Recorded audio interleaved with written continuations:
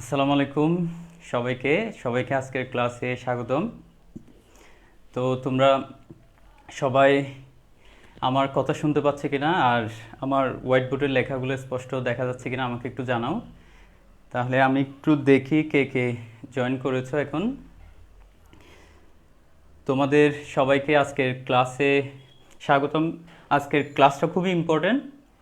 যেহেতু আজকের ক্লাসটা খুবই ইম্পর্টেন্ট সেজন্য তোমরা কি করবা, প্রত্যেকেই নিজ নিজ টাইম লাইনে অথবা নিজে নিজে যেটা যেটা গ্রুপ আছে সেই গ্রুপে তোমরা শেয়ার করে দাও। আজকের ক্লাসটা খুবই ইম্পর্টেন্ট।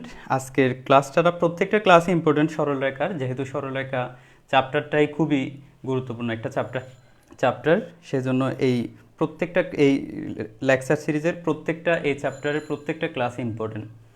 সেজন্য তোমরা সবাই মনোযোগ দিয়ে ক্লাস করবা এবং সম্পূর্ণ লাইভে সম্পূর্ণ থাকার চেষ্টা করবা। লাইভ থেকে মানে মাঝখান থেকে কোথাও চলে যাবে না, তোমরা চেষ্টা করবা যে লাইভটা সম্পূর্ণরূপে করার জন্য। আচ্ছা, তো এখন আমি একটু দেখি তানবীর শিফাত, আমাদের তানবীর স্যার, আমার ফ্রেন্ড। সালাম স্যার, ওয়ালাইকুম আসসালাম। নূরজাহান রুম্পা স্যার, আসসালামু আলাইকুম। ওয়ালাইকুম আসসালাম। আচ্ছা, যারা যারা এখন দেখছো আমাকে লাইভে, যারা দেখছো তারা আমাকে জানাও যে আমার কথাগুলো শোনা যাচ্ছে কিনা, স্পষ্ট শোনা যাচ্ছে কিনা, আর আমার বোর্ডের লিখা স্পষ্ট দেখা যাচ্ছে কিনা আমাকে একটু জানাও।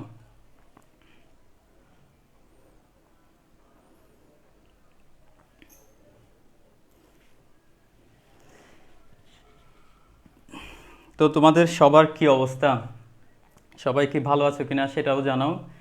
সবাই লেখাপড়া কেমন চলতেছে তোমাদের? আচ্ছা, ফারজানা সুলতানা, পুষ্প, ক্লিয়ার সব। আচ্ছা, সবাই শেয়ার করে দাও, আমি একটু বিভিন্ন গ্রুপে এটা শেয়ার করে দিই। তোমরা সবাই যারাই দেখছো শেয়ার করো। শেয়ার করলে হবে কি, সবাই দেখতে পাবে এই ক্লাসটা। যারা এইচএসসিতে যারা আছে সবার জন্য খুবই গুরুত্বপূর্ণ একটা ক্লাস। সরলরেখা চ্যাপ্টারটাই খুবই গুরুত্বপূর্ণ, সেজন্য সবাই শেয়ার করে দাও।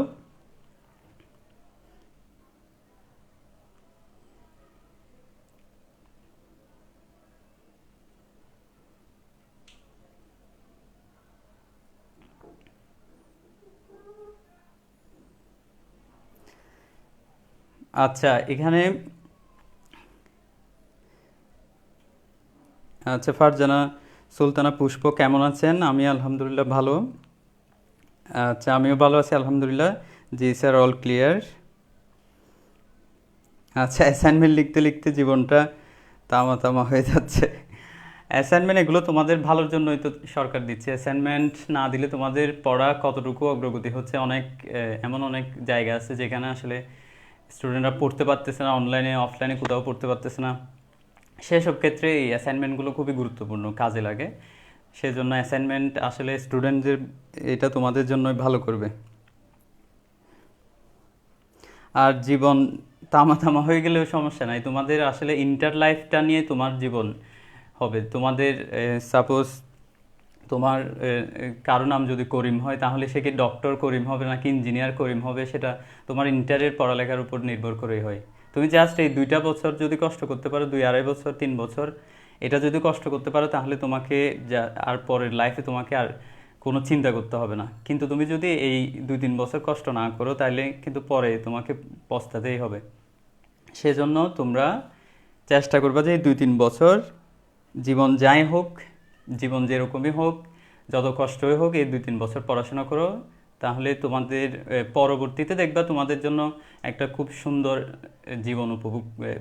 জীবন ওয়েট করতেছে। কিন্তু তোমরা যদি এই কয়েক বছর 2-3 বছর যদি মানে হেলাফেলা করো, মজায় যদি একদম ডুবে থাকো পড়ালেখা না করে, তাহলে কিন্তু তোমাদের লাইফটা পরবর্তী পুরো লাইফটাই কষ্ট করতে হবে। তুমি কি এই 2-3 বছরের কষ্ট চাও নাকি পুরো লাইফের কষ্ট চাও, সেটা তোমার উপর ডিপেন্ড করবে। আচ্ছা, এখানে অনেকেই কমেন্ট করতেছো। তানজিলা ইসলাম, আলহামদুলিল্লাহ স্যার। আচ্ছা, রবিউল হাসান, আলহামদুলিল্লাহ ভালো। আপনি কেমন আছেন? আলহামদুলিল্লাহ আমিও ভালো আছি। আচ্ছা, হুমায়রা তাসনিম, আসসালামু আলাইকুম স্যার। ওয়ালাইকুম আসসালাম। আচ্ছা, একজন লিখছে খাতা কলম নিচে কিনা জিজ্ঞেস করতেছে সবাইকে। খাতা কলম আসলে ম্যাথ করার সময় আমি প্রত্যেকটা লেকচারে বলি ম্যাথ করতে হলে তোমাকে খাতা কলমেই করতে হবে। যদি তুমি খাতা কলমে ম্যাথ না করে এমনি দেখো, এটা আসলে ক্লাসটা তোমার জন্য ফ্রুটফুল হবে না। সেই জন্য প্রত্যেকেই খাতা কলম নিয়ে এটা করো। খাতা কলম নিয়ে করলে তোমাদের জন্য সুবিধা হবে।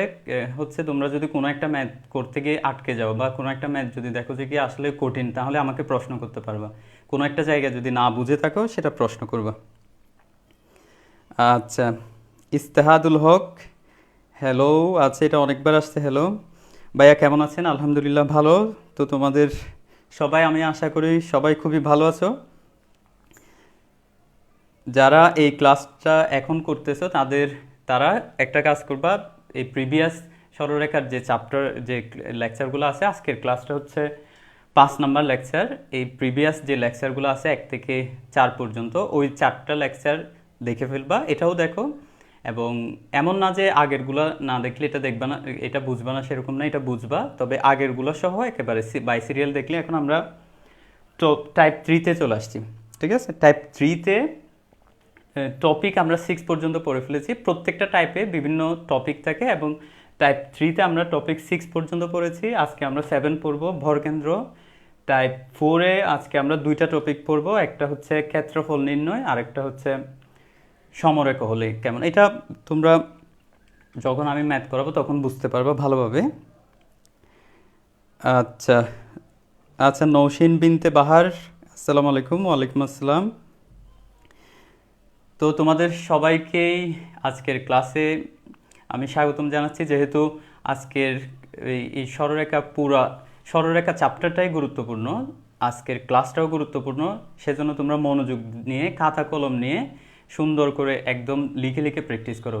ঠিক আছে, একটা বিষয় মনে রাখবা, তুমি যেখানেই যাও না কেন তোমার ম্যাথ বিষয়টা লাগবে। যেমন তোমাদের বড় কেউ থাকলে তোমরা জিজ্ঞেস করতে পারো, যারা জব এক্সামে নি, ঠিক আছে, এবং যারা বিদেশ যেতে চায়, কোনো একটা স্কলারশিপ নিয়ে যদি যারা বিদেশ যেতে চায়, যেমন কেউ যদি এইচএসসি দেওয়ার পরে বিদেশ যেতে চায়, তাকে এসএটি দিতে হয়, সেখানেও ম্যাথ একটা বিরাট পার্ট। তারপরে তোমার অনার্সের পরে যদি কেউ সায়েন্স থেকে যেতে চায়, জিআরই দিতে হয়, সেখানেও বিরাট পার্ট একটা ম্যাথ। তারপর তুমি জব এক্সাম যেখানেই যাও, ব্যাংকে, বিসিএস, যেখানেই, সব জায়গায় তোমার ম্যাথটা লাগবে। তো সেজন্য ম্যাথ, এবং আরেকটা বিষয় সব সময় লাগে, সেটা হচ্ছে ইংলিশ। ম্যাথ আর ইংলিশ, এই 2টা সাবজেক্ট তোমরা অলওয়েজ ট্রাই করবা এই 2টা সাবজেক্টে একটা ভালো দখল রাখার জন্য। তারপর যে কোনো জায়গায়, যে কোনো প্রতিষ্ঠানে যদি তুমি, যে কোনো ভার্সিটিতে, সেটা মেডিকেল হোক, ইঞ্জিনিয়ারিং হোক, যে কোনো জায়গায় তুমি পরীক্ষা দিতে চাইলে অবশ্যই ম্যাথ আর, মেডিকেলে তো ম্যাথ লাগে না, ইংলিশটা লাগে, তো অন্যান্য জায়গায় ম্যাথ লাগবে। তো সেজন্য ম্যাথটা খুবই গুরুত্বপূর্ণ। তোমরা চেষ্টা করবা হচ্ছে ম্যাথ আর ইংলিশ, এই 2টা সাবজেক্টে মানে খুবই ভালো দখল রাখার জন্য। যাই হোক, আমরা ক্লাস শুরু করি। তাহলে আমরা গত ক্লাসে যতটুকু পড়ছিলাম সেটা হচ্ছে টাইপ 3 পর্যন্ত। টাইপ 3-এর আমরা গত ক্লাসে টপিক 6 পর্যন্ত পড়েছিলাম। ঠিক আছে, আজকে আমরা পড়ব টপিক 7। আচ্ছা, এখন আমরা আজকের ক্লাসে যে টপিক 7, এটার নাম হচ্ছে ভরকেন্দ্র। আচ্ছা, এখানে একটা বিষয় লেখা দরকার, সেটা হচ্ছে টাইপ 3, যেটা টাইপ 3, এটার নাম ছিল হচ্ছে বিভক্তি। এটার নাম ছিল কি? বিভক্তি। এই বিভক্তি, এই টাইপে আমি টোটাল 7টা টপিকে ভাগ করেছিলাম, এবং সর্বশেষ যে টপিকটা সেটা হচ্ছে ভরকেন্দ্র। তাহলে ভরকেন্দ্র জিনিসটা কি? ভরকেন্দ্র বিষয়টা হচ্ছে কোনো একটা ত্রিভুজের মধ্যমা যদি আঁকি, মধ্যমা মানে হচ্ছে কোনো একটা শীর্ষ থেকে ঠিক তার বিপরীত বাহুতে যদি আমরা মধ্যবিন্দুতে যদি একটা রেখা টানি, মনে করো এটা হচ্ছে এ বি সি একটা ত্রিভুজ, এটা হচ্ছে শীর্ষ, এই শীর্ষ থেকে ঠিক তার বিপরীত বাহুতে যদি একটা রেখা, মধ্যবিন্দুতে যদি একটা রেখা টানি, এটা হচ্ছে মধ্যমা। এদিকে এটা টানলে এটাও মধ্যমা। তাহলে মধ্যমাগুলো, এটা মনে করো এডি, এটা বিই, আর এটা হচ্ছে সিএফ। তাহলে 3টা মধ্যমা, ঠিক আছে। এই 3টা মধ্যমা যে জায়গায় মিলিত হবে সেই পয়েন্টটাকে বলা হয় ভরকেন্দ্র। এই ভরকেন্দ্রকে আমরা জি দিয়ে ডিনোট করি বেশিরভাগ ক্ষেত্রে। তাহলে জি মানে হচ্ছে এখানে ভরকেন্দ্র। তাহলে জি হচ্ছে ভরকেন্দ্র। তো এখন তোমাকে ভরকেন্দ্রটা যদি বের করতে বলা হয় তাহলে তুমি খুব ইজিলি ভরকেন্দ্র বের করা যায়। মনে করো এই যে প্রথম এ এটা x1 y1, তারপরে বি x2 y2, সি যদি হয় x3 y3, ঠিক আছে?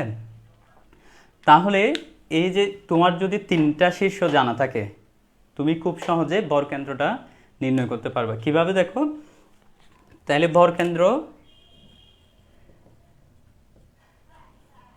G ইকুয়ালস টু প্রথমে x সবগুলা যোগ করে দিবা, যোগ করে 3 দ্বারা ভাগ করবা, ঠিক আছে? এটা হবে বুঝ, ভরকেন্দ্রের বুঝটা হবে, বুঝটা মানে x স্থানাঙ্ক, সেটা তিনোটার x যোগ করে 3 দ্বারা ভাগ। তারপরে ঠিক একইভাবে তিনোটার y যোগ করে 3 দ্বারা ভাগ করলে এটা ভরকেন্দ্রটা চলে আসবে, ঠিক আছে? যেমন আমরা এখানে এই যে x1 y1 যেগুলো দিছি এখানে আমরা এগুলো চেঞ্জ করে যদি স্থানাঙ্ক দিয়ে দিই, সাপোজ এটা হচ্ছে 5 6, এটা হচ্ছে -2 -1, তারপরে 3 2, এটা আমরা নিজেরা এমনি ধরে নিচ্ছি। তো এক্ষেত্রে যদি এরকম তিনটা বিন্দু থাকে তাহলে আমরা ভরকেন্দ্রটা খুব ইজিলি নির্ণয় করতে পারবো। সেটা হচ্ছে এখানে আমরা এটা নির্ণয় করি ভরকেন্দ্র, তাহলে নির্ণয় করার জন্য এই প্রথমটা যোগ করে দাও 5, এটা যোগ করলে মাইনাস হয়ে যায় -2 + 3 ডিভাইডেড বাই 3, কমা 6 -1 + 2 ডিভাইডেড বাই 3। তাহলে স্থানাঙ্কটা কত আসতেছে? 5 থেকে 2 গেলে 3, 3 এ 3 6, 6/3, কমা 6 থেকে 1 গেলে 5, 5 আর 2 এ 7, 7/3, ঠিক আছে? তাহলে 6/3 কে কাটাকাটি যাবে, এটা কাটাকাটি দিলে 2, তাহলে এটা আসবে 2,7/3। অর্থাৎ এভাবে আমরা ভরকেন্দ্র নির্ণয় করতে পারি কোনো একটা ত্রিভুজের। যদি তিনটা বিন্দু জানা থাকে আমাদের তাহলে তিনটা বিন্দু দিয়ে আমরা খুব ইজিলি ভরকেন্দ্র নির্ণয় করতে পারবো, ঠিক আছে? তাহলে আমরা এখন তো এটা একটা বেসিক জানলাম, এই বেসিকটা বুঝছো কিনা? এখন আমরা ম্যাথে চলে যাব, এই বেসিকটা বুঝছো কিনা আমাকে একটু কমেন্টে জানাও।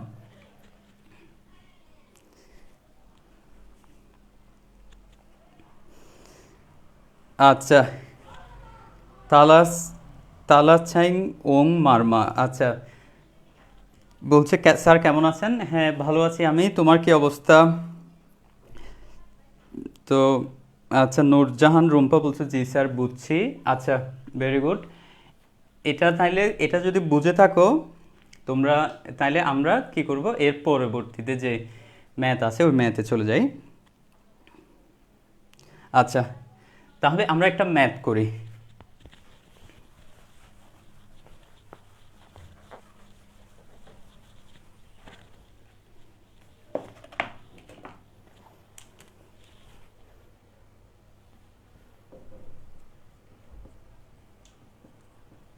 ত্রিভুজ এ বি সি এর, আমার লিখে স্পষ্ট বোঝা যাচ্ছে কিনা, না বোঝা গেলে বলিও আমাকে। ত্রিভুজ এ বি সি এর শীর্ষ ত্রয়, ত্রয় মানে হচ্ছে তিনটা শীর্ষ আর কি, ত্রয় শীর্ষদ্বয় হচ্ছে এ, যেটা হচ্ছে 5,6, আরেকটা হচ্ছে বি -9 1, ও সি, সি হচ্ছে -3 -1,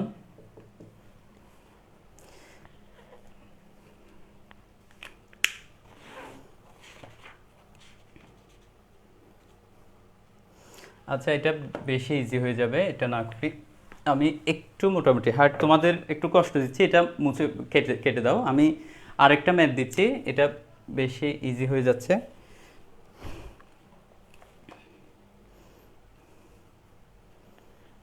একটি ত্রিভুজের শীর্ষবিন্দুর স্থানাঙ্ক, একটি ত্রিভুজের শীর্ষবিন্দুর স্থানাঙ্ক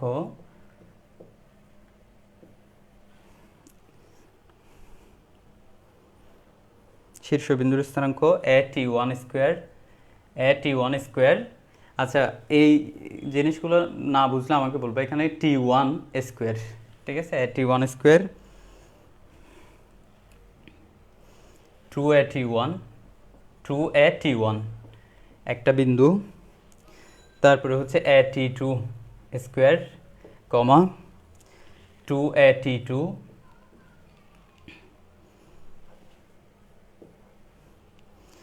তারপরে আরেকটা বিন্দু হচ্ছে a t3 square 2a t3। এখানে একটা সিকোয়েন্স আছে, তোমরা এটা দেখলে বুঝতে পারবে। এখানে t1, এখানে t1, a t1 square 2a t1, ঠিক তেমনি a t2 square 2a t2। তাহলে এরপরে যদি ত্রিভুজটির বরকেন্দ্র x অক্ষের উপর হয়, যদি ত্রিভুজটির ভরকেন্দ্র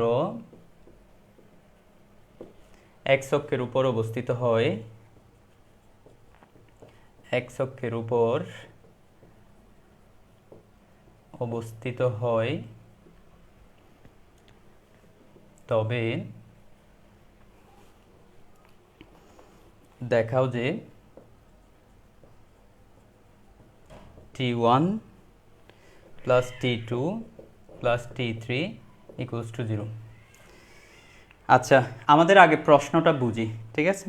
প্রশ্নটা আগে লিখে ফেলো তোমরা সবাই। আচ্ছা, এটা কতটুকু দেখা যাচ্ছে আমি দেখি। আচ্ছা, তোমরা এই প্রশ্নটা লিখে ফেলো। প্রশ্নটা লেখার পর আমি প্রশ্নটা বুঝে দিচ্ছি।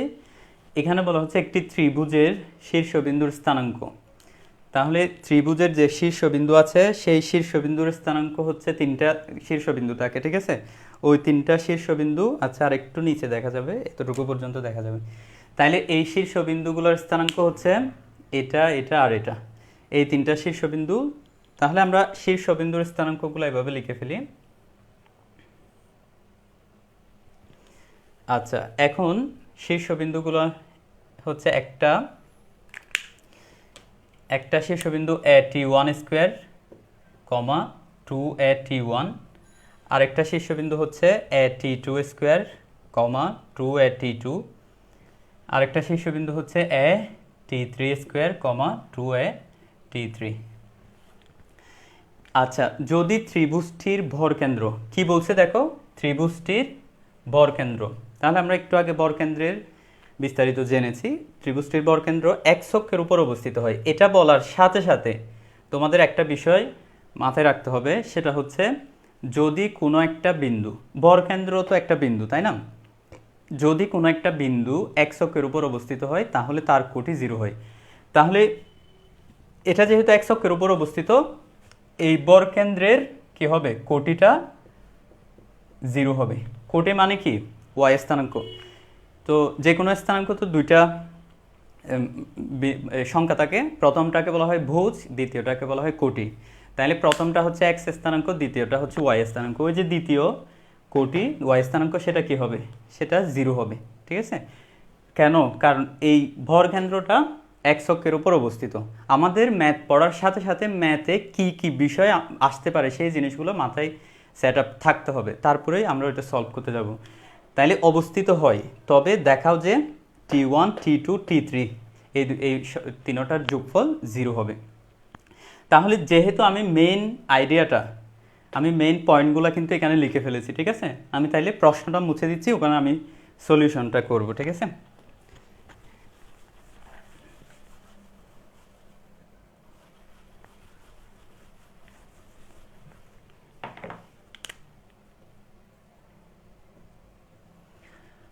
আচ্ছা, এখন যেহেতু আমাদের এটার ভরকেন্দ্র x অক্ষের উপর বলা আছে, তাহলে আমরা ফার্স্টেই ভরকেন্দ্রটা নির্ণয় করে ফেলি।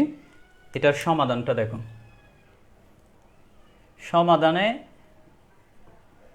তোমরা সমাধানে সব সময় যদি পারো চিত্র দেওয়ার চেষ্টা করবা, ঠিক আছে? চিত্র আঁকতে জাস্ট তোমার কয়েক সেকেন্ড সময় লাগবে।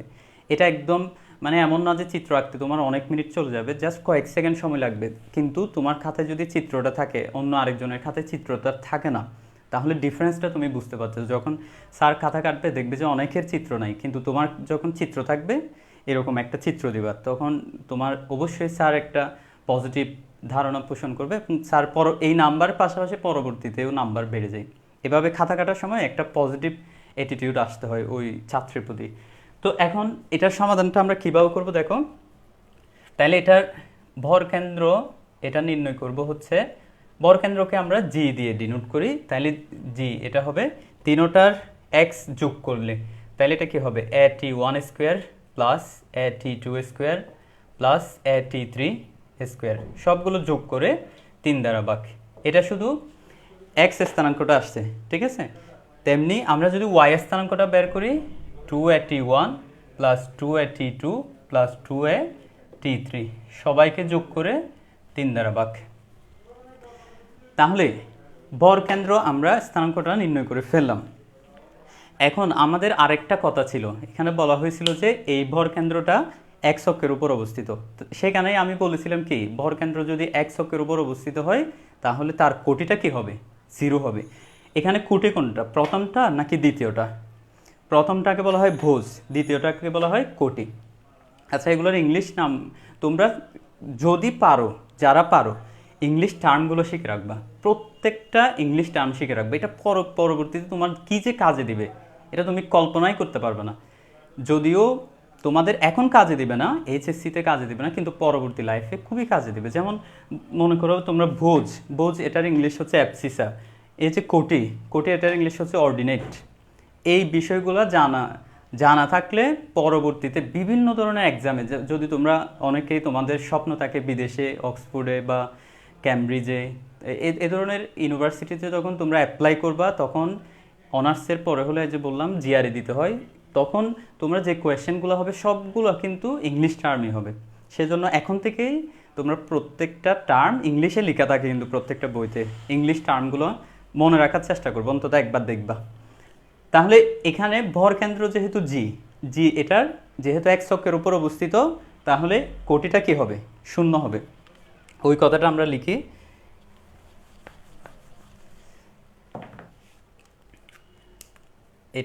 ভরকেন্দ্র এক্স অক্ষের উপর অবস্থিত,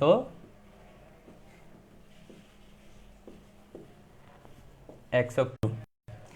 তাহলে এটাই ছিল আমাদের ম্যাথের মেন যে টার্নিং পয়েন্ট, ঠিক আছে। যে জিনিসটা আমাদের বুঝতে হবে সেটা হচ্ছে, যেহেতু ভরকেন্দ্র এক্স অক্ষের উপর অবস্থিত, সেজন্য এটার কোটিটা কি হবে, 0 হবে। তাহলে এটার কোটি কোনটা, এখানে এটা হচ্ছে কোটি, ঠিক আছে। তাহলে এটার মান কত হবে, 0 হবে। এটা এভাবে লিখতে পারি না আমরা, দেখো তো, 2a-t1 plus 2a-t2 plus 2a-t3 divided by 3 equals to 0। আচ্ছা, এরপর আমি যদি এখানে 2 কমন নিই, তাহলে কি আসবে, 2a কমন নাও একেবারে, 2a কমন নিলে কি আসবে, t1 plus t2 plus t3 equals to 0। 3 এটা যদি এদিকে চলে আসে, 0-এর সাথে গুণ হয়ে সেটাও কি হয়ে যাবে, 0 হয়ে যাবে, ঠিক আছে। আচ্ছা, যাই হোক, এখন যদি 2a-টা আবার এদিকে নিয়ে আসো, 0 দিয়ে 2a ভাগ করলে তাও আবার 0 আসবে। তাহলে প্রমাণ হয়ে গেছে, এটাই প্রমাণ করতে বলছে তোমাকে, ঠিক আছে।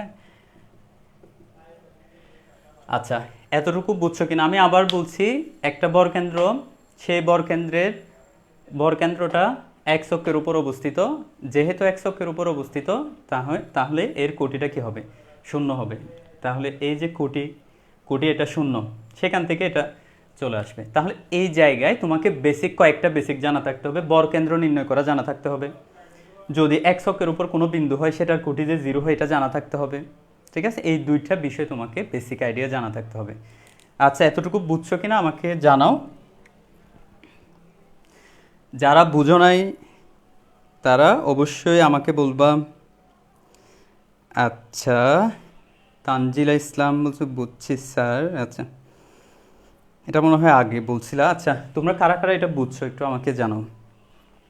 খুবই সহজ একটা ম্যাথ এবং খুবই ইম্পর্ট্যান্ট, এটা অনেকবার আসছে প্রিভিয়াস ইয়ারে। আচ্ছা, আমার নেটওয়ার্ক প্রবলেম করতেছে মনে হয় না?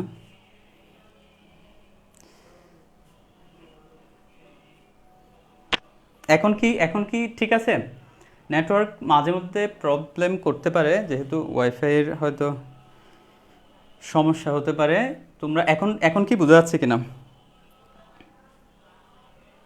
হ্যাঁ, আমার এখানে নেট প্রবলেম হয়েছিল মেবি, আমি আসলে জানি না। এখন কি বোঝা যাচ্ছে কিনা আমাকে বলো।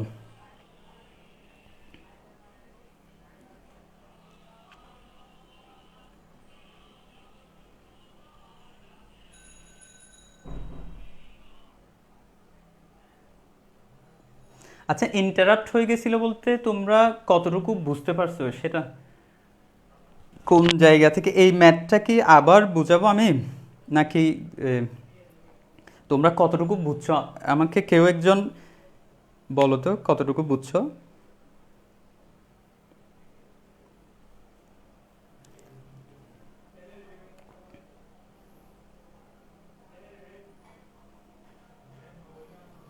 আচ্ছা, এই ম্যাথটা আমি জাস্ট আরেকবার বলি, ঠিক আছে? যেহেতু নেট প্রবলেম হয়েছিল সেজন্য এই ম্যাথটা একবার বলি।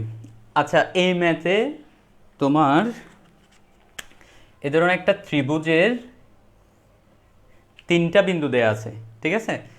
তিনটা বিন্দু দেয়া ছিল, সেই তিনটা বিন্দু থেকে বলা হয়েছিল যে এই ত্রিভুজের ভরকেন্দ্রটা এক্স অক্ষের উপর অবস্থিত। যেহেতু এক্স অক্ষের উপর অবস্থিত, তাহলে আমাদের মাথায় কি চলে আসতে হবে? এক্স অক্ষের উপর অবস্থিত যে কোনো বিন্দুর কোটিটা কি হবে? শূন্য হবে। আচ্ছা, এখানে আমরা প্রথমে কি করছি? ভরকেন্দ্রটা নির্ণয় করছি। দেখো, তিনোটার এক্স যোগ করে 3 দ্বারা ভাগ করছি, তাহলে বরকেন্দ্রের ভোজটা চলে আসছে অ্যাবসিসা। আর তিনোটার ওয়াই যোগ করে 3 দ্বারা ভাগ করলে বরকেন্দ্রের কোটিটা চলে আসবে, যেটার ইংলিশ হচ্ছে অর্ডিনেটস। তাহলে আমাদের ভুজও পেয়েছি, আবার কোটিও পেয়েছি, ঠিক আছে? আমাদের তাইলে বলা ছিল, আরেকটা বিষয় বলা ছিল, সেটা হচ্ছে বরকেন্দ্রটা এক্স অক্ষের উপর অবস্থিত। যেহেতু বরকেন্দ্র এক্স অক্ষের উপর অবস্থিত, তাহলে আমরা বলতে পারি এর কোটি 0। এই যে কোটি, এটা এটা কি হবে? 0 হবে। তাহলে সেখান থেকে ক্যালকুলেশন করে just T1 plus T2 plus T3 equals to 0 চলে আসছে। এবার বুঝছো কিনা একটু আমাকে বলো।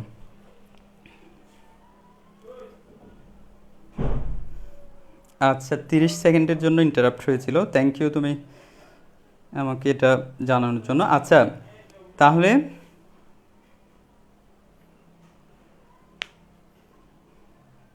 আচ্ছা, একত্রে বুঝ নির্ণয় করতে হবে না। এখানে বুঝটা আমাদের লাগতেছে না, যেহেতু আমরা কোটি থেকেই যেটা প্রমাণ করতে আমাদের বলছে, যেটা প্রমাণ করতে বলছে সেই জিনিসটা আমরা নির্ণয় করে ফেলছি, ঠিক আছে?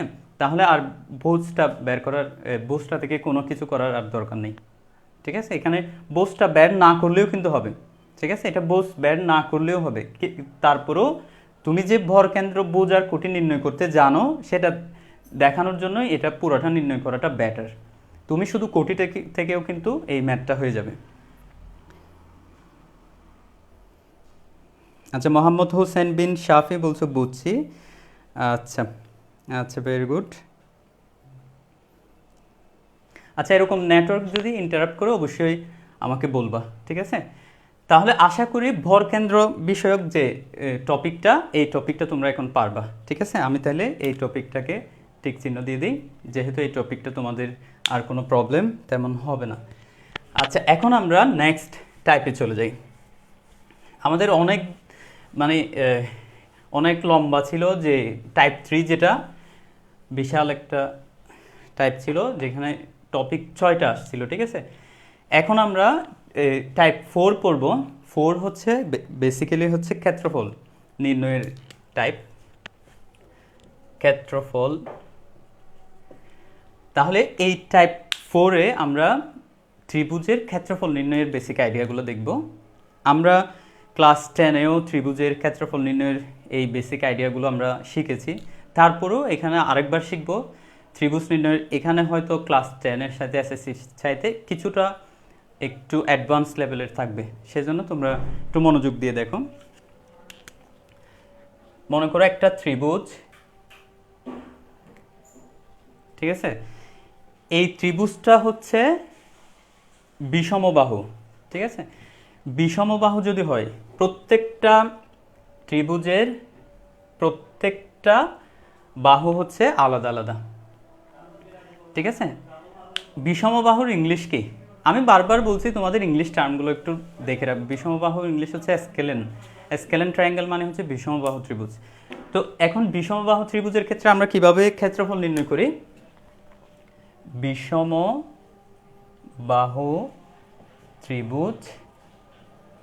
ত্রিভুজের ক্ষেত্রফল, তাহলে সেটা হবে কি?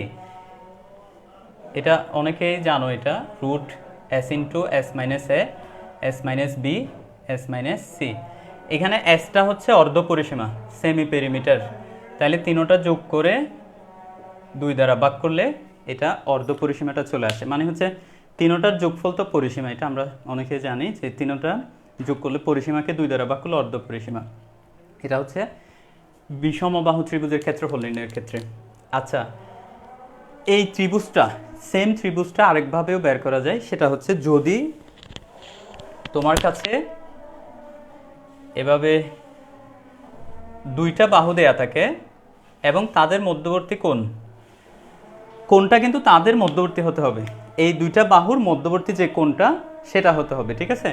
এই 2টা বাহু এবং তাদের মধ্যবর্তী এই কোণটা যদি দেয়া থাকে তাহলে তোমরা এটা বের করতে পারো, এটা ক্ষেত্রফল। আমি ক্ষেত্রফলকে এভাবেও ডিনোট করা যায়, এটা হচ্ছে মানে ক্ষেত্রফল equals to half into A B sine theta, এভাবে নির্ণয় করা যায়, half into A B sine theta. আচ্ছা, এটা হচ্ছে 2টা বাহু এবং তার মধ্যবর্তী কোণটা যদি দেয়া থাকে।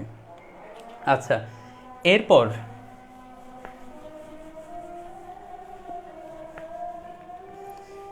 যদি সমদ্বিবাহু ত্রিভুজ হয়, মানে এই 2টা বাহু সমান কিন্তু এটা অসমান, এটা হচ্ছে সমদ্বিবাহু ত্রিভুজ, আইসোসেলিস ট্রায়াঙ্গেল বলা হয় সমদ্বিবাহু ত্রিভুজ। তাহলে সমদ্বিবাহু ত্রিভুজের ক্ষেত্রফল কীরকম? মনে করো বেস যেটা ভূমিটাকে যদি তুমি বি ধরো, এই সমান সমান বাহুকে যদি এ ধরো, তাহলে এটা কি হবে? b/4 root 4a² minus b², এভাবে নির্ণয় করা যায়। এরপর হচ্ছে সমবাহু ত্রিভুজ হলে কেমন হবে? এটা হচ্ছে তিনোটা বাহু সমান, তিনোটা বাহুকে আমরা এ ধরি, ঠিক আছে? সমবাহু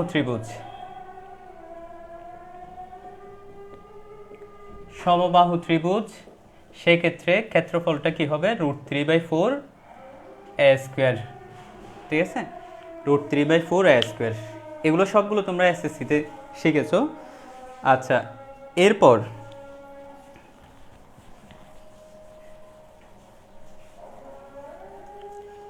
যদি এভাবে থাকে, এটা ইম্পর্টেন্ট, এটা দিয়ে এখানে ম্যাথ করবো আমরা।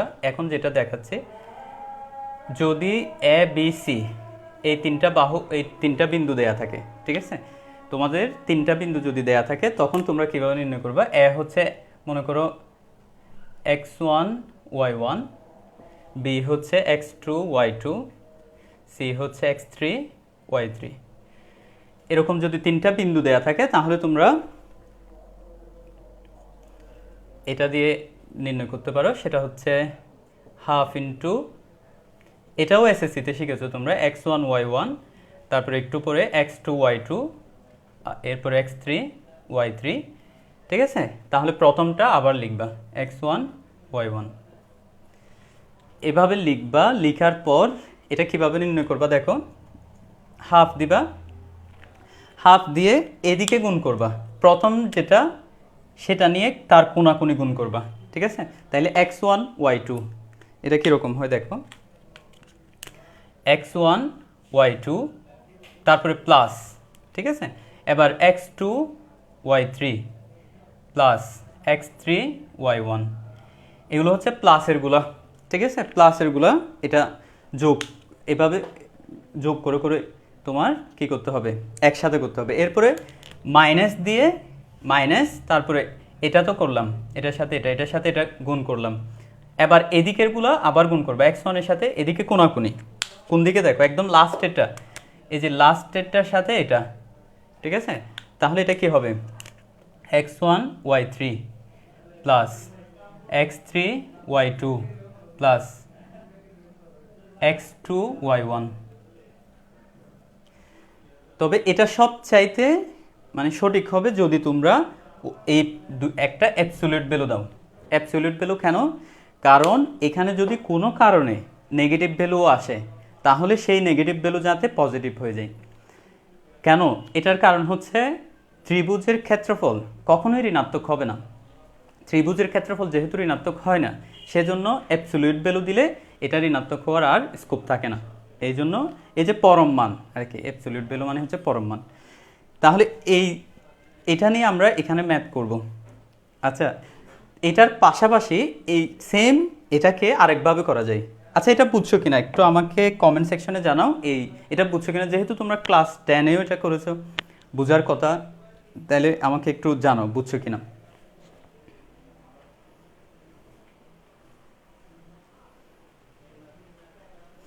আচ্ছা, ফারজানা সুলতানা পুষ্প, আচ্ছা শারমিন খান, আসসালামু আলাইকুম স্যার। ওয়ালাইকুম আসসালাম। সাইফুদ্দিন, আসসালামু আলাইকুম স্যার। ওয়ালাইকুম আসসালাম। আচ্ছা আচ্ছা, বুঝছো, বুঝিলাম। আচ্ছা, সাধু। আচ্ছা, যাই হোক, এখন তাইলে সেম এটাকেও আমরা কি অন্যভাবে এটা নির্ণায়ক পদ্ধতিতে নির্ণয় করতে পারি, যারা ম্যাট্রিক্স নির্ণয় করে। দেখো এটা কিভাবে আমরা ক্ষেত্রফল, এই যে এরকম ত্রিভুজের মতো করে দেয়া, এটা মানে হচ্ছে ক্ষেত্রফল। তাইলে ক্ষেত্রফল এভাবেও নির্ণয় করা যায়, একটু খেয়াল করো। তোমরা জাস্ট এভাবে হাফ দিয়ে x1 y1 x2 y2 x3 y3 এরকম দিয়ে এই পাশে জাস্ট একটা 1 1 এরকম লিখবা। ঠিক আছে, এভাবে লিখলে এটা। আচ্ছা, আমরা কোনো একটা ম্যাথ দুই নিয়মে করব। এটা দুই নিয়মে করলে তোমরা নির্ণায়কের নিয়মেও করব, এর আগেরটা যেটা আমরা করেছি সেই নিয়মেও করব। ঠিক আছে, দুটা নিয়মেই করলে তোমাদের জন্য একটু বুঝতে সুবিধা হবে। আমরা একটা ম্যাথে চলে যাই।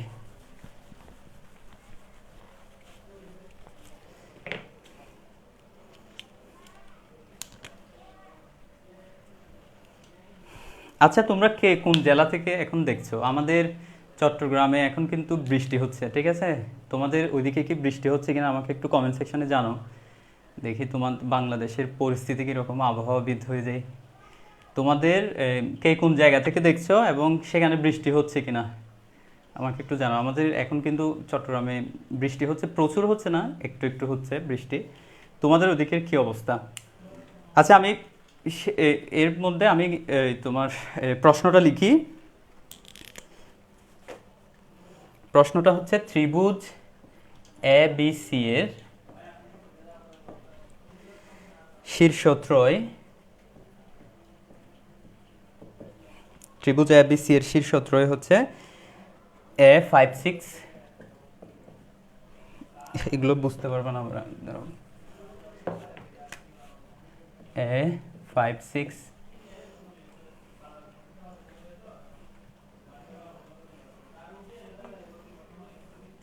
B -9 -9 1 ও C -3 -1। ত্রিভুজটির ক্ষেত্রফল নির্ণয় করো। ত্রিভুজটির ক্ষেত্রফল নির্ণয় করো।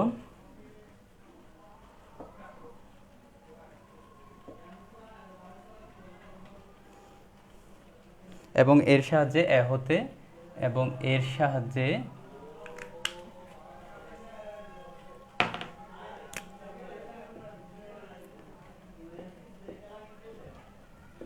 সাহায্যে এ হতে বিসি এর উপর, বিসি বাহুর উপর লম্ব, বাহুর উপর লম্ব, লম্বের দৈর্ঘ্য নির্ণয় করো আর কি, নির্ণয় করো। আচ্ছা, প্রশ্নটা লিখো, ততক্ষণ আমি দেখি তোমরা কে কোন জায়গা থেকে দেখছো।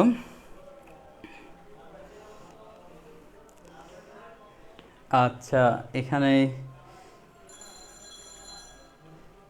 আচ্ছা, মার্সি চাকমা বলছো ঢাকা সাভার থেকে দেখছো। আচ্ছা, নূরজাহান রুম্পা চট্টগ্রাম থেকে, তাহলে আমার একই জায়গা থেকে। আচ্ছা, ফারজানা সুলতানা পুষ্প, আমি জাহাঙ্গীরনগরের পাশে। আচ্ছা, মোহাম্মদ হুসেন বিন শাফি কক্সবাজারের আমার নিজের গ্রামের বাড়িও কক্সবাজার, এটা অনেকে হয়তো জানো। তানজিলা ইসলাম কুমিল্লা থেকে বলছি, কুমিল্লাতে আমাদের পাশেই। ফাহিম সারিয়ার রংপুর থেকে, বৃষ্টি হচ্ছে না ভাইয়া। আচ্ছা, তোমাদের এদিকে হচ্ছে না, আমাদের এদিকে বৃষ্টি হচ্ছে। আমাদের চট্টগ্রাম আসলে একটু বৃষ্টি হলেই রাস্তাঘাট সব ডুবে যায়। আচ্ছা, আমাদের এখানে সারাদিন হয়েছিল, তানজিলে এখন বৃষ্টি নাই।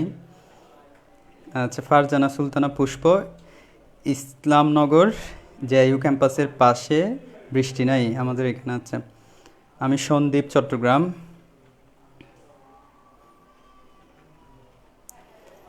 আচ্ছা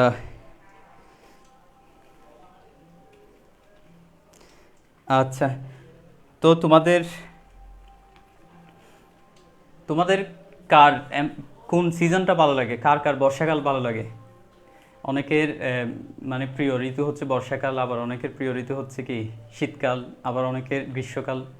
কার কোন ঋতু ভালো লাগে? এখন যে বৃষ্টি হচ্ছে এটা কি ভালো লাগতেছে কিনা তোমাদের, এটা একটু জানাও। আমার বাই দ্য ওয়ে আমার সবচাইতে ফেভারিট সিজনটা হচ্ছে শীতকাল, যেটা হয়তো অনেকের হতে পারে। আচ্ছা, আমরা তাহলে এখন পড়ায় ফিরে আসি।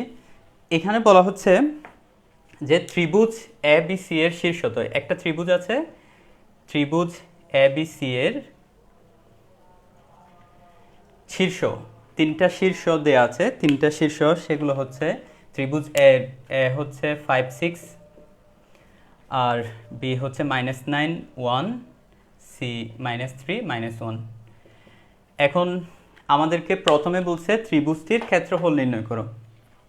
আচ্ছা, আমরা একটু হিন্টস লিখে রাখি এখানে কি কি নির্ণয় করতে হবে। 1 নাম্বার আমাদের নির্ণয় করতে হবে ক্ষেত্রফল, কারণ আমি উপরের প্রশ্নটা মুছে ফেলবো, ঠিক আছে। ক্ষেত্রফল নির্ণয় করতে হবে, তারপরে এ হতে বিসি বাহুর উপর লম্বের দৈর্ঘ্য নির্ণয় করতে হবে, ঠিক আছে। এ হতে বিসি বাহুর উপর লম্বের দৈর্ঘ্য, এই এডিটা নির্ণয় করতে হবে। তাহলে আরেকটা নির্ণয় করতে হবে হচ্ছে এডি। এই দুইটা বিষয় নির্ণয় করতে হবে আমাদের। আচ্ছা, আমি উপরের এটা মুছে ফেলতেছি।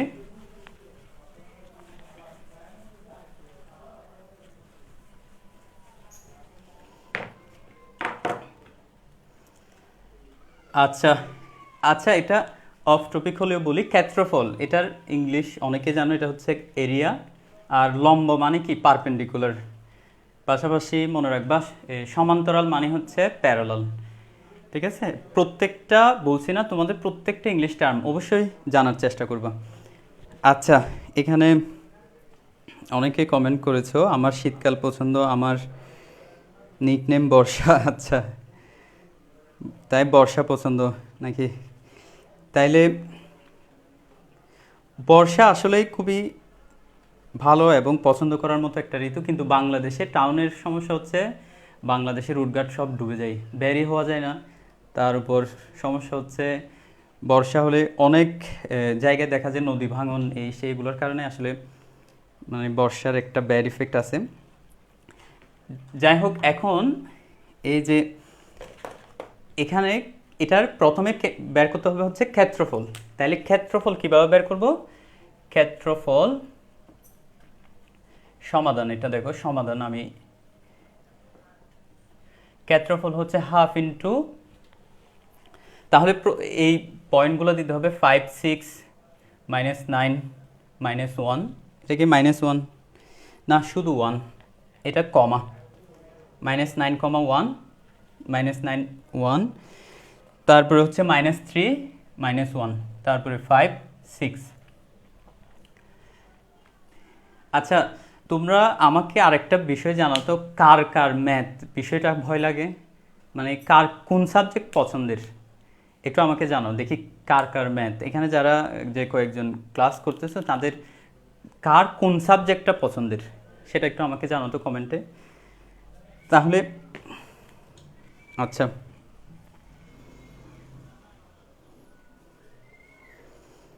আচ্ছা বলছো উইন্টার সিজন, আমার উইন্টার দেরি হয়ে গেল। আসসালামু আলাইকুম। ওয়ালাইকুম আসসালাম, কোনো সমস্যা নেই, তুমি ক্লাসটা এখন থেকে দেখো। যদি কে বলছে এটা?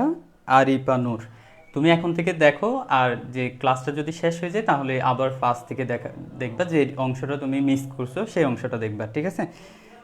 আচ্ছা আচ্ছা, কার কোন সাবজেক্ট ভালো লাগে? একজন বলছো ফারজানা সুলতানা পুষ্প বলছো কি বায়োলজি ভালো লাগে, আরেকজন বলছো হায়ার ম্যাথ ফেভারিট সাবজেক্ট। দেখি কার কোন সাবজেক্ট ভালো লাগে। একজন বলছো ফিজিক্স, মোহাম্মদ হুসাইন বিন শাফি, ফিজিক্স।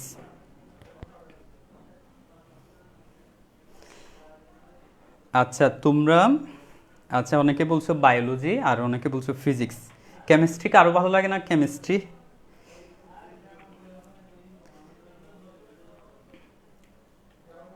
আচ্ছা সাইফুদ্দিন বলছে কেমিস্ট্রি। আচ্ছা সাবজেক্ট সবগুলো চলে আসতেছে। আচ্ছা যাই হোক, তোমাদের একটা কথা বলি, সেটা হচ্ছে তোমরা যদি বায়োলজি কেমিস্ট্রি এই টাইপের সাবজেক্টগুলোতে, যেমন কেমিস্ট্রিতে তোমাদের থিওরিটিক্যাল পার্ট আর বায়োলজি বিষয়টা যদি ভালো লাগে, আমার মনে হয় তোমরা মেডিকেলের সাইডটা তোমরা দেখতে পারো, মেডিকেলের দিকে যাওয়ার জন্য ইচ্ছা রাখতে পারো। এটা আসলে প্রত্যেকের যে ইচ্ছাটা সেটা নিজস্ব, ঠিক আছে? তুমি তোমার যেই জিনিসটা ভালো লাগে সেই দিকেই যাবা। আর যাদের ফিজিক্স আর ম্যাথ ভালো লাগে, ফিজিক্স আর ম্যাথ এই ধরনের ম্যাথমেটিক্যাল টার্মগুলো যাদের বেশি ভালো লাগে, তারা ইঞ্জিনিয়ারিং সাইডে বা ইউনিভার্সিটিতে যেসব, যেমন আমি নিজেই আমাদের চিটং ইউনিভার্সিটিতে ম্যাথ নিয়ে পড়াশোনা করেছি। আমার ম্যাথ হচ্ছে সেই ছোটোবেলা থেকেই মোস্ট ফেভারিট সাবজেক্ট। আমি সবসময় তখন থেকেই বলতাম যে আমি হচ্ছে ম্যাথ নিয়ে পড়বো, তখন থেকেই। অনেকে তো এখন এটা কোনো ব্যাপার না, তোমাদের যদি ফিজিক্স আর ম্যাথ কারো যদি ভালো লাগে, তোমরা ইঞ্জিনিয়ারিং সাইডে বা ইউনিভার্সিটিতে ম্যাথ এই ধরনের পড়তে পারো। আর আর বায়োলজি আর কেমিস্ট্রি যারা, তারা ভার্সিটিতে ওই রিলেটেড সাবজেক্ট আছে, ফার্মাসি। তোমাদের কেন বলছি, কারণ হচ্ছে তোমরা এইচএসসিতে আসছো মানে হচ্ছে তোমাদের একটা ফিউচার এখন থেকে কিন্তু একটা সেট আপ হয়ে যায়। সেট আপ হয়ে যায় হচ্ছে আসলে তোমরা ক্লাস 9-এ যখন থেকে ভর্তি হও, সায়েন্স যেদিন থেকে নিছো সেই দিন থেকেই কিন্তু তোমাদের মনে একটা স্বপ্ন থাকে যে আমি ডাক্তার হব, আমি ইঞ্জিনিয়ার হব, বা আমি এই রিলেটেড মানে সায়েন্স নিচ্ছি, একটা তো কারণ থাকে, ঠিক আছে? তো সেই কারণটা কিন্তু বাস্তবে পরিণত করার জন্য ইন্টারের লাইফটা খুবই ইম্পর্টেন্ট। তোমরা ফার্স্ট ইয়ারে হও, সেকেন্ড ইয়ারে হও, যেখানে হও না কেন, তোমরা একটা কাজ করবা, এখন থেকেই মানে যেদিকে যেতে চাও সেই দিকের বিভিন্ন অ্যাডমিশন টেস্টের কোয়েশ্চেন সেগুলো দেখবা। জাস্ট আমি পড়াশোনার কথা বলতেছি কারণ হচ্ছে এই 2টা বছর যদি তোমরা জাস্ট পড়াশোনার ভিতরে থাকতে পারো, তাহলে কিন্তু তোমাদের লাইফটা খুবই সুন্দর হবে, যেটা একদম বাস্তব সত্য কথা। অনেকে তো বলে এসএসসি, অনেকে হয়তো তোমরা ছোটোবেলা থেকে শুনে আসছে এসএসসির পর আর কোনো পড়া নাই, তারপর অনেকে বলে ক্লাস 8-এর পরে তেমন পড়া নাই, এই টাইপের এগুলো হচ্ছে এমনি জাস্ট মন ভোলানো কথা। কিন্তু যেটা রিয়েল কথা সেটা হচ্ছে তুমি এইচএসসিতে যে জিনিসটা পড়বা সেটা নিয়ে তোমার ফিউচার। কারণ তুমি মেডিকেলে যাও, মেডিকেলে প্রশ্ন অবশ্যই এইচএসসি থেকে হয়, ইঞ্জিনিয়ারিংয়ে যাও প্রশ্ন এইচএসসি থেকে হয়, যেখানেই ভর্তি পরীক্ষা দাও না কেন এইচএসসির বিষয়টা নিয়ে তুমি মনে করো এখানে যারা আছো, সাপোজ বলছি হুসাইন বিন শাফি, ও যদি ইঞ্জিনিয়ারিং দিকে যেতে চায়, ও যদি ইঞ্জিনিয়ার হয়ে যায় আর মানে এডমিশন টেস্টের পরে, তার মানে ওকে বলবে ইঞ্জিনিয়ার ইঞ্জিনিয়ার মোহাম্মদ হুসাইন বিন শাফি, ঠিক আছে? তোমার নামের আগে যে ট্যাগটা, এটা কিন্তু জাস্ট 1-2 বছরের মধ্যে তোমার এটা কি ফিক্সড হয়ে যাবে, ঠিক আছে? সেই জন্য তুমি শুধুমাত্র এই 2-2.5 বছর 3 বছর কষ্ট করো, এরপরে তোমার ইচ্ছে মতো প্রয়োজনে ঠিক আর পরে 1-2 বছর পড়াশোনা করবে না, বলবা যে এরপরে পড়বো, মেডিকেল থেকে কখনো বের করে দেবে না তোমাকে। তুমি ডাক্তার হয়েই বের হবা, তুমি ইঞ্জিনিয়ার হয়েই বের হবা। সেজন্য জাস্ট এই 2-3টা বছর কষ্ট করো। আচ্ছা নৌসিন বিনতে বাহার বলছো আমারও ম্যাথ ভালো লাগে। আচ্ছা এসএসসিতে ম্যাথ অনেক খারাপ লাগতো। আচ্ছা তাহলে আমার সাবজেক্ট ভালো লাগে। আর তো যা বলছিলাম, এখন তাহলে এদিকে চলে আসো পড়াই। এখন আমরা এটার ক্ষেত্রফলটা নির্ণয় করি। ক্ষেত্রফল হচ্ছে হাফ। তাহলে আমি কি বলছিলাম, ক্ষেত্রফল নির্ণয় করা, এটা এসএসসিতেও তোমরা জানো। এই যে এটার সাথে এটা গুণ করো, এটার সাথে এটা গুণ করো, এটার সাথে এটা গুণ করো, তাহলে এটা কত আসবে? 5-এ 5, তারপর 9-এ 9, মাইনাসে মাইনাসে প্লাস হয়ে যাবে, তারপরে 3-6 18, -18। এবার মাইনাস দিয়ে বাকিগুলো লিখো। বাকিগুলো লিখলে এখানে কি আসবে? এদিক থেকে 5-এ 5 -5, 3-এ 3 -3, 6-9 54, -54। দেখা যাচ্ছে কিনা বলো আমাকে একটু, হয়তো দেখা নাও যেতে পারে। তাহলে এখানে কি আসতেছে? এদিক থেকে এদিকে দেখো, তাহলে হাফ ইন্টু এটা, সরি এটা এখানে হবে থার্ড ব্র্যাকেট। তাহলে এখানে 5 আর 9 কত? 5 আর 9 হচ্ছে 14, 14 থেকে 18 চলে গেলে -4, -4 মাইনাস এখানে কত আসতেছে? -5 -3 -8 -8 আর 54 -62, তাহলে এটা কত আসতেছে দেখো, হাফ ইন্টু এই দুটো মিলে 66, কারণ অ্যাবসলিউট ভ্যালু আছে তো এটা প্লাস হয়ে যাবে 33। আনসারটা হয়েছে কিনা দেখি আমি। 29, আচ্ছা আমার এখানে ক্যালকুলেশনে ভুল হয়েছে, 5 আর 9 14, এটা হবে -4, তাহলে 5 একে 5, 3 একে 3, 6 9 54, 3 8, তাহলে এটা হবে 62, 66 আসতে তো 58, কি হয়েছে?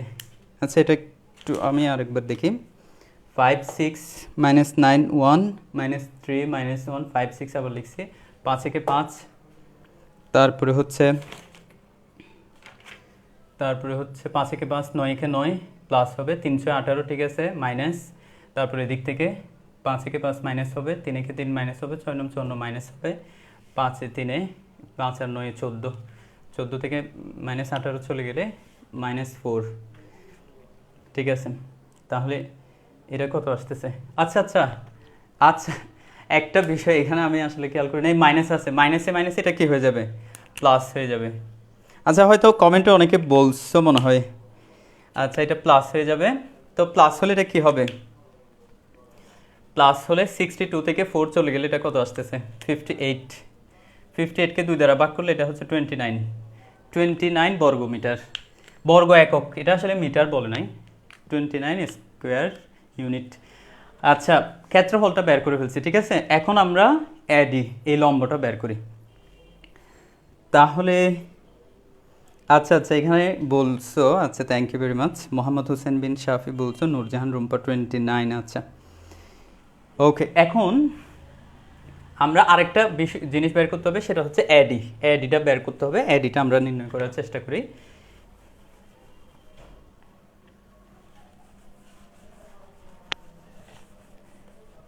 আচ্ছা এখানে একটা, এই যে এটা দেখো অ্যাডিটা কি, অ্যাডিটা হচ্ছে বিসি এর উপর লম্ব, ঠিক আছে, তাইলে আমরা একটা ক্ষেত্রফলটা পেয়ে গেছি, ঠিক আছে, ক্ষেত্রফলটা কত পেয়েছি, ক্ষেত্রফলটা 29 বর্গ একক আর কি, বর্গ একক। আচ্ছা তাহলে ক্ষেত্রফল এই জিনিসটা আমরা আরেকভাবে বের করতে পারি না, এই যে হাফ ইন্টু ভূমি, ভূমি মানে হচ্ছে বিসি গুণ উচ্চতা, উচ্চতা মানে কি অ্যাডি, ভূমি গুণ উচ্চতা সমান 29। আচ্ছা এখান থেকেও কি আমরা অ্যাডিটা ফাইন্ড আউট করতে পারবো না, যেহেতু অ্যাডিটা হচ্ছে লম্ব উচ্চতা, ঠিক আছে, তাইলে half into BC into AD, অর্থাৎ হাফ ইন্টু ভূমি গুণ উচ্চতা, তাহলে সেটা হবে 29। এখন সমস্যা হচ্ছে আমাদের বিসি নাই, বিসিটা আমরা বের করি রুট দিয়ে, কিভাবে বের করব, এই যে প্রথমটা মাইনাস প্রথমটা, -9 মাইনাস করলে এটা প্লাস হয়ে যাবে হোল স্কোয়ার, প্লাস দ্বিতীয়টা মাইনাস দ্বিতীয়টা, এটাও প্লাস হয়ে যাবে হোল স্কোয়ার, ইন্টু অ্যাডি সমান 29। যেহেতু এই চিত্রটা আর লাগতেছে না, আমরা এটা মুছে দিই, কি বলো? আচ্ছা এখন হাফ ইন্টু এখানে কি আসবে, -9 প্লাস 3 মানে -6কে স্কোয়ার করলে একেবারে লিখেছি 36, প্লাস 2কে স্কোয়ার করলে 4 ইন্টু অ্যাডি সমান 29, বা তাহলে হাফ ইন্টু এটা হবে 40 অ্যাডি সমান 29। 40কে আমরা রুটের ভিতর যদি এভাবে কোনো সংখ্যা থাকে, এটাকে চেষ্টা করব হচ্ছে একটা পূর্ণ সংখ্যার গুণফল আকারে লেখা, ঠিক আছে, পূর্ণবর্গ সংখ্যার, সরি পূর্ণবর্গ সংখ্যা মানে হচ্ছে যেমন 4 গুণ 10, এই যে 4 এটা পূর্ণবর্গ সংখ্যা যেটাকে রুট করা যায়, তাহলে অ্যাডি সমান 29 দেখা যাবে না মনে হয় আর, তাহলে আমি উপর থেকে মুছে দিই, তোমরা যেহেতু এগুলো ভিডিও পরে দেখতেও পারবা, এখনো হয়তো লিখে ফেলছো, তাহলে 4কে রুট করলে 2, বা হাফ ইন্টু 2 √ 10 সমান 29। আচ্ছা এখানে অ্যাডি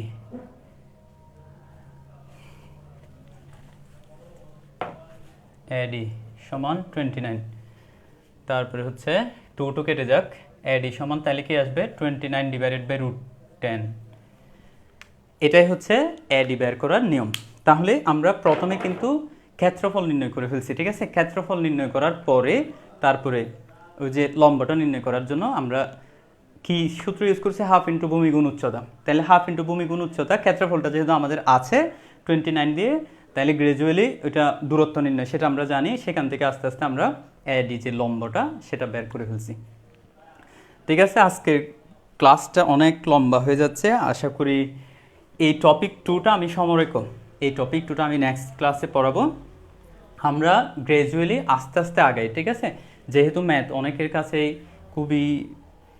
খুব বেশি ভয়ের একটা বিষয়, আস্তে আস্তে আগাই, আস্তে আস্তে যদি আমরা করি সেটার ক্ষেত্রে সুবিধা হবে, হচ্ছে বুঝতে সুবিধা হবে। এখন আমি টপিক 2 যেটা টাইপ 4-এর, সেই টপিক 2টা আমি নেক্সট ক্লাসে করাবো। আজকে তাহলে এতটুকু থাকুক, এবং তোমাদের সাথে পরবর্তী ক্লাসে দেখা হবে। তবে তোমরা একটা কাজ করতে পারো, সেটা হচ্ছে আমার একটা গ্রুপ আছে, যদি তোমরা মানে এমসিকিউ এবং অন্যান্য যে বিষয়গুলো অ্যাডমিশন টেস্টের বিষয়গুলো যদি জানতে চাও, তাহলে একটা গ্রুপ আছে, সেটাতে তোমরা জয়েন থাকতে পারো যদি ইচ্ছে হয়। সেটা হচ্ছে আতিক্স ম্যাথ, তারপরে সেখানে ব্র্যাকেটে এইচএসসি অ্যান্ড অ্যাডমিশন এভাবে লেখা আছে, এইচএসসি অ্যান্ড অ্যাডমিশন। তো এটা শুধুমাত্র তোমাদের জন্যই, এইচএসসি আর অ্যাডমিশন টেস্টে। এখানে আমি বিশেষ করে এমসিকিউ পার্টটা নিয়ে বেশি আলোচনা করব। এমসিকিউ কিভাবে খুব সহজেই আনসার করা যায়, খুব কম সময়ে কয়েক সেকেন্ডের মধ্যে কিভাবে খুব দ্রুত আনসার করা যায়, এটা শেখাটা উচিত। কারণ হচ্ছে তোমরা পরবর্তীতেও কিন্তু তোমাদের অ্যাডমিশন টেস্টে এটা কাজে লাগবে, ঠিক আছে। যারা অ্যাডমিশন টেস্ট দিবা, অবশ্যই তো দিবা, তো তোমাদের জন্য খুবই প্রয়োজনীয় যে টপিকগুলো, সেই টপিকগুলো আমি এখানে আলোচনা করব। সেজন্য তোমরা এই গ্রুপটাতে জয়েন হবা, এটা পাবলিক গ্রুপ। আচ্ছা, যাই হোক, এতটুকুই থাকুক তাহলে আজকের ক্লাস। আগামী ক্লাসে অবশ্যই তোমাদের সাথে দেখা হবে। যে তোমরা যেখান থেকে দেখছো, তোমাদেরকে অনেক অনেক ধন্যবাদ। আচ্ছা, সবাইকে তাহলে নেক্সট ক্লাসে আমার ক্লাসটা দেখার আমন্ত্রণ রইল। আমরা তাহলে নেক্সট ক্লাসে বাকি টপিকগুলো ইনশাল্লাহ পড়ব, এবং সাথে সাথে তোমরা একটা কাজ করবা, সেটা হচ্ছে এই গ্রুপে যদি জয়েন হতে চাও জয়েন হবা। সবাইকে অসংখ্য ধন্যবাদ। আসসালামু আলাইকুম।